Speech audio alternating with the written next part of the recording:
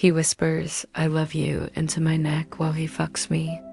Same 3 words, same warm breath, same spot right below my ear where my pulse beats hardest. He has been doing this for 12 years, whispering, breathing, loving me in the dark where everything feels true. But something has changed. His hips move to a different beat now, a beat I did not teach him. A rhythm I have never felt beneath my thighs, inside my body, against the place where I am most vulnerable to him. He used to move like a man who knew exactly where he was going. Slow, deep, certain. The kind of certainty that comes from a decade of learning the same map. The same shortcuts, the same secret doors that only open for him. Now he hesitates. Not with his mouth. His mouth still says all the right things. His lips still find my neck, my shoulder, the soft hollow behind my ear. But his hips have become a stranger. They stutter. They pause. They try a new angle, then abandon it. They move like a man who is following instructions he memorized from someone else's body. He is not making love to me. He is fucking a memory. He is inside my body, but he is inside her head. And I am just the warm body he uses to practice staying faithful. I feel it every time. The moment he forgets who he is with. His hips find a rhythm that is not ours, faster, rougher, hungrier in a way that has nothing to do with me. His breath catches at a different moment. His hands grip my hips at a different pressure. He is not performing for me. He is performing for the ghost of her. And I lie there, legs open, heart closed, taking every stroke like a punishment for sins I did not commit. Because what is the alternative? What do I say to the man who is buried inside me? Stop. You're moving like you love someone else. Your hips are cheating even if your lips are not. I cannot say that. I cannot say that because saying it would require me to admit that I have been feeling it for months. That I have been counting the beats. That I have been cataloging every new rhythm, every unfamiliar pause, every time his body forgot that it belongs to me. The first time I noticed the change, I told myself I was imagining it. That is what wives do. We gaslight ourselves into believing that our bodies are wrong. Our instincts are broken. Our fears are just the paranoia of women who have been loved too well and are terrified of losing it.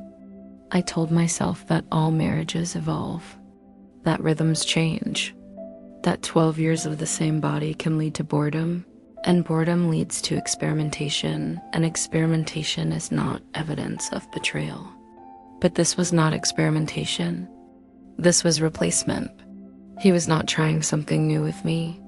He was trying something he had already learned with her. I could feel the difference between a man exploring his wife and a man replicating his mistress. Exploration asks questions. It is tentative. It checks in. It says, "Is this okay?" with every small adjustment. Replication does not ask. Replication already knows the answer because the answer was given to someone else. He already knew that the new rhythm worked. He already knew that the new angle made her gasp. He already knew that the new pressure made her dig her nails into his back. He was not discovering pleasure with me. He was confirming that her pleasure could be reproduced on my body. And I was the lab rat, the test subject, the warm, willing flesh he used to prove that what he felt with her was real enough to translate. I wanted to scream. I wanted to push him off. I wanted to look him in the eye and say, "Who taught you that?" But I did not. I let him finish. I let him collapse on top of me, breathless and sweaty, still murmuring, "I love you," into my hair. I let him believe that I had not noticed, that I was too lost in my own pleasure to feel the ghost of another woman moving between us. I let him believe that because I was not ready to know the truth. Because once you know, you cannot unknow. Once you feel the difference between your husband's hips and someone else's rhythm, you cannot unfeel it. And I was not ready to become a woman who knew. But knowing does not ask for permission. Knowing arrives like a train in the dark, loud, sudden, unstoppable. And I knew. I knew in my bones. I knew in the way my body started to tense before he even touched me, bracing for the moment when his hips would betray him. I knew in the way I started counting, 1, 2, 3, 4, his old rhythm, the one that belonged to us.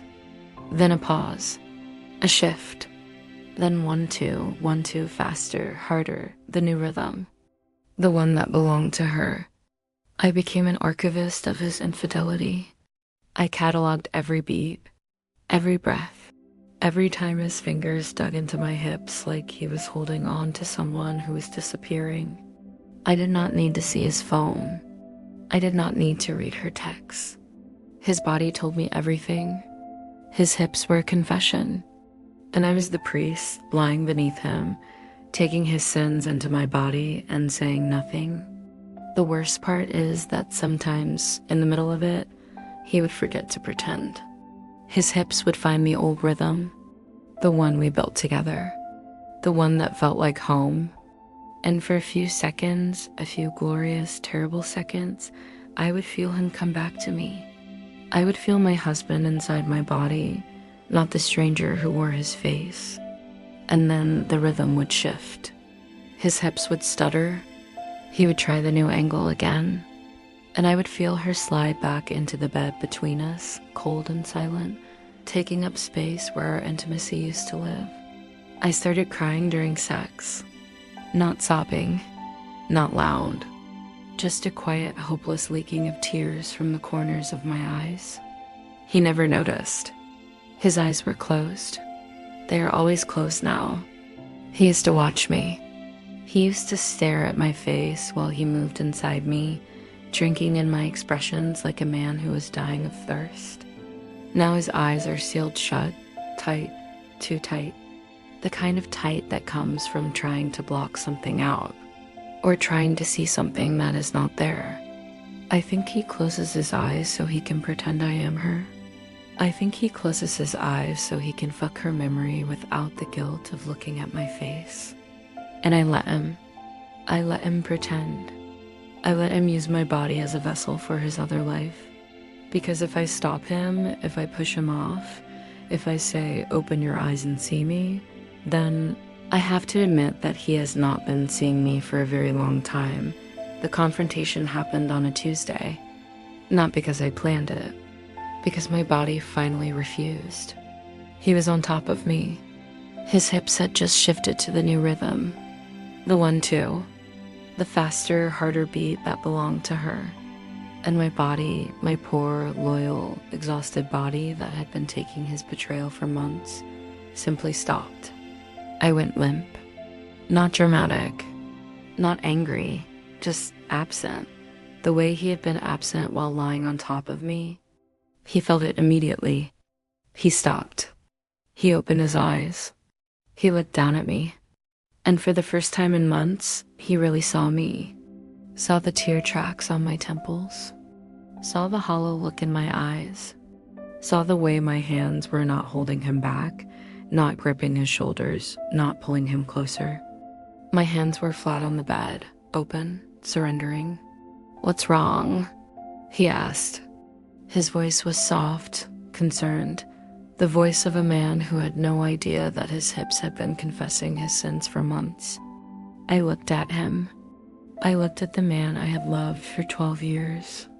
The man who had whispered, "I love you," into my neck while fucking a memory. And I said, "Who taught you the new rhythm?"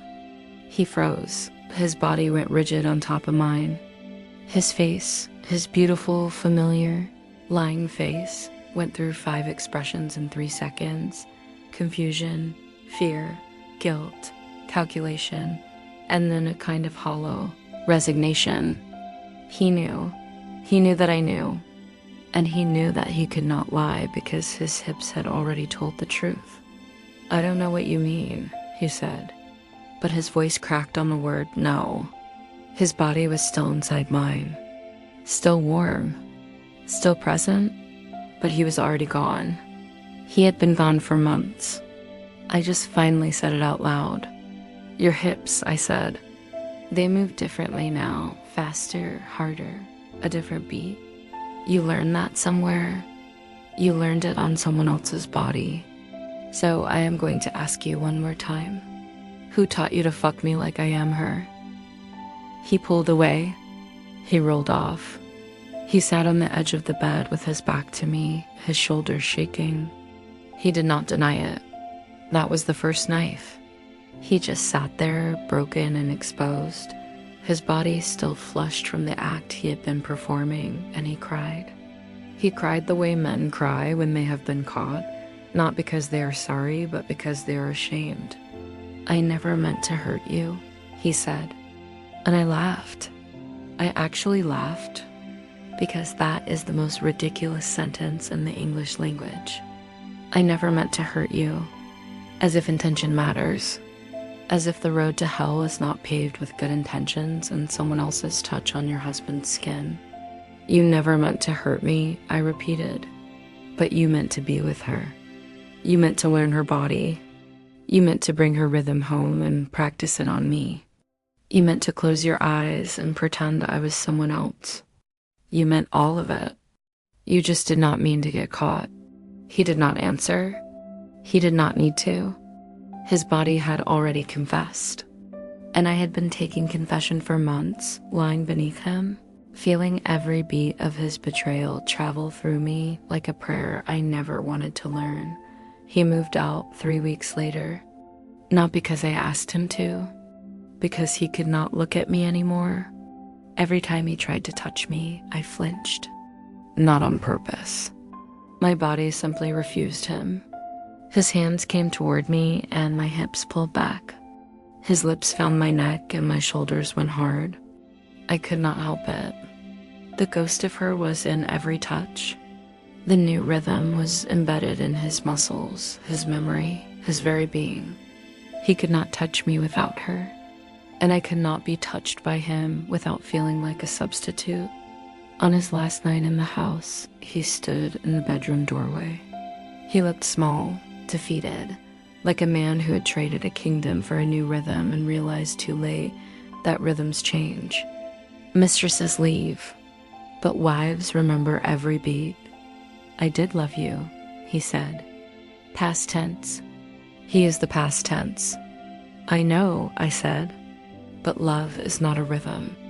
Love is not a whisper. Love is not closing your eyes and pretending. Love is staying. Love is choosing the same person every day, even when it is boring, even when it is familiar, even when someone else offers you something new. You did not leave me for her. You left me for the excitement of a different rhythm, and you practiced it on my body because I was safe, because I would not leave, because I would let you be with me like I was her and pretend not to notice. But I noticed. I noticed every single time, and now I cannot unfeel it. Your body will always move like her, and I will always know that I was second place in your bed. He left after that. He walked out the door, and I sat on the edge of our bed, the bed where he had whispered, "I love you," into my neck while chasing a memory, and I did not cry. I just sat there, feeling the ghost of his new rhythm in my hips, feeling the ghost of her between my thighs, feeling the ghost of the wife I used to be before I learned that love is not enough to keep a man honest. It has been 6 months now. I sleep alone. I do not miss him. I miss the old rhythm, the one that belonged to us, the one that felt like home. But I know I will never feel it again, because he gave it to her. He gave her everything. The new rhythm, the old rhythm, the way he used to whisper my name, the way he used to open his eyes. He gave her all of it, and he left me with the performance, the rehearsal, the warm body he used to practice staying faithful. I am not his anymore. I am not hers either. I am just a woman who learned that a man's body does not lie. He may whisper, "I love you." He may close his eyes. He may try to pretend. but the rhythm always tells the truth. And the truth is, he was never mine. He was just practicing on me until he was brave enough to leave.